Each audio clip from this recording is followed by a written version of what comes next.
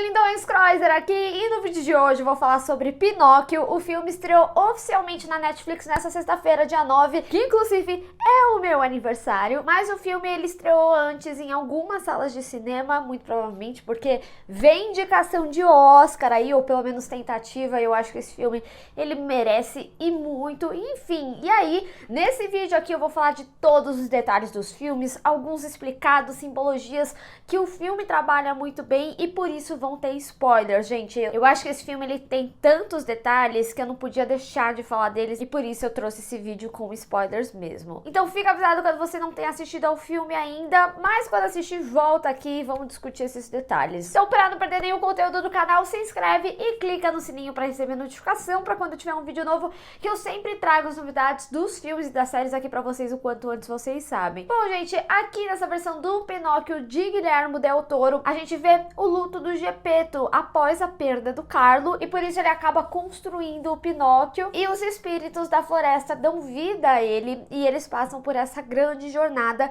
de pai e filho e aceitação da morte, principalmente. Como eu comentei, esse filme ele é um filme do Guillermo del Toro e assim, gente, eu já vou falar aqui, pra mim é o melhor Pinóquio já feito, não só pela história, porque eu gosto de como o Guillermo del Toro ele deu direcionamento e mais significado para alguns aspectos do filme. O Pinóquio, a animação da Disney, também tem simbologias que são muito internalizadas e eu sinto que aqui a forma que algumas coisas foram trabalhadas, principalmente com essa relação de pai e filho, acaba tornando tudo mais fácil da gente acompanhar esse filme e, além disso, né, foi um dos aspectos do porquê o Guillermo del Toro quis trazer esse filme. Ele disse que ele gostava muito dessa relação do pai e filho, que foi um filme que significou muito pra ele ali no passado e é muito louco, porque assim, gente, não sei se vocês perceberam, a animação, né, a gente vê em stop motion. Tem um vídeo que a Netflix divulgou, que é do backstage, que o Guillermo del Toro, ele explica, inclusive, como ele utilizou proporções diferentes de boneco para fazer determinadas cenas. Então tem desde um Pinóquio gigantesco, cabeçudão, até um pequenininho parecendo uma formiguinha, principalmente quando tinha interação ali com o grilo, né, que ele comentou, se eu não me engano. Mas é muito impressionante ver essa produção e ver até mesmo alguns aspectos de movimentação e como que isso tudo é feito, porque foi uma produção muito longa, demorou anos para ser feita. Eu cheguei a ver um vídeo, inclusive vou deixar aqui na descrição, a produção levou 14 anos. É lógico que tiveram alguns atrasos aí por conta de pandemia, então o estúdio não queria mais publicar e aí veio a compra na Netflix e finalizou e tudo mais. Enfim, é um projeto que dedicou muito tempo do Guillermo del Toro e que ele fez com todo o coração dele e a gente sente o coração dele aqui. Sério, gente, esse filme ele é lindíssimo. Quando eu assisti, eu chorava no final do filme. Ele é muito emocionante e você vê esses cuidados, inclusive nos musicais também. Gente, as músicas lindíssimas, lindíssimas, e não é um filme que fica vivendo de musical essencialmente, mas que vem nos seus pontos certos. Assim, gente, é um filme que deixa o coração quentinho, não tem jeito. E aí, vamos falar um pouquinho sobre os personagens, a história que é construída aqui e também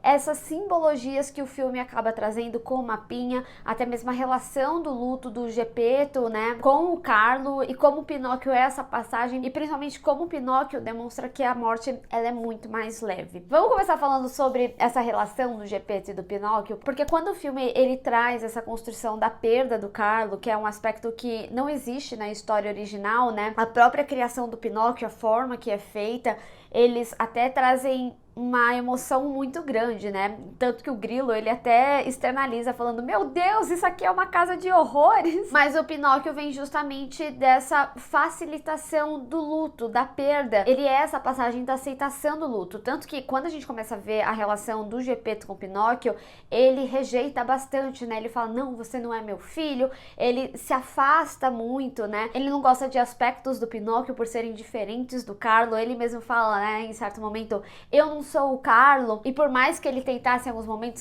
você é um bom menino, como o Carlo era, e aí o Pinóquio tinha totalmente a personalidade dele. E um aspecto que é muito importante falar sobre o Pinóquio é sobre a inocência dele, tanto na inocência do momento ali do circo, em que ele iria supostamente se tornar uma super estrela, mas no final das contas ele foi super enganado, mas também na forma que as pessoas veem ele. E eu achei lindíssimo, gente, o diálogo dele com o Geppetto sobre Jesus, né, dele falando, mas mas ele também é de madeira. Por que as pessoas adoram a ele e não adoram a mim? E é interessante porque a gente tem todo esse background da Itália fascista, dos anos 30. Então é muito bom reparar em aspectos que o filme traz, principalmente quando o general, né, que ele fala que o Pinóquio, ele era um pensador independente, ou seja, que saía da linha, e por isso ele queria prender ele ali, né, que ele fosse educado, principalmente para ele receber o direcionamento daquele momento. E a gente tem cenas fortes aqui no filme, apesar de ser uma animação, né, no momento ali que ele faz a apresentação e o Mussolini pede para matar ele, é realmente muito pesado, considerando, né, o contexto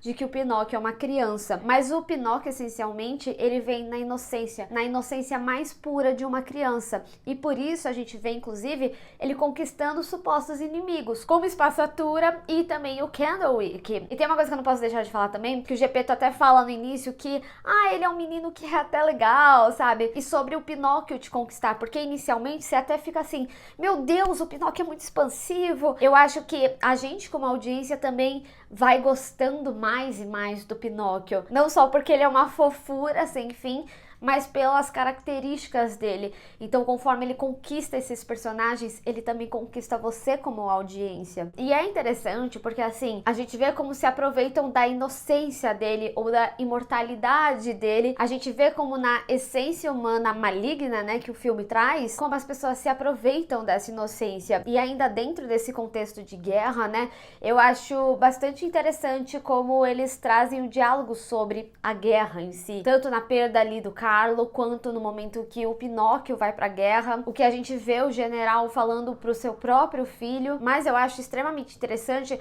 como eles trabalham esses aspectos humanos até mesmo no universo de fantasia, seja ali no Grilo, seja até mesmo nos espíritos da floresta e tudo mais, e de como o Pinóquio vai mudando tudo isso. Quando eu falo inclusive desses inimigos como o Candlewick e o Spazzatura, que acabam se tornando aliados, eu até incluiria o Grilo, apesar dele ser do lado do bem, né, vamos colocar assim, e ele ser designado a cuidar do Pinóquio, mas ainda assim foi dentro de um egoísmo dele, porque no momento que o espírito estava dando vida ao Pinóquio, ele até mesmo fala que, ele queria que o livro fosse publicado, que ele tivesse fama, que ele tivesse dinheiro, então eles trazem uma ambição ali no Grilo, até pra gente ter o contorno dele ali no final, quando ele faz o desejo, pedindo para que o Pinóquio viva novamente. Então o Pinóquio, ele tem uma simbologia de jornada em todos os personagens de uma forma geral. Lógico, a gente tem imagens ruins, como é o caso do cara do circo ou até mesmo do general, que acabam tendo a sua morte,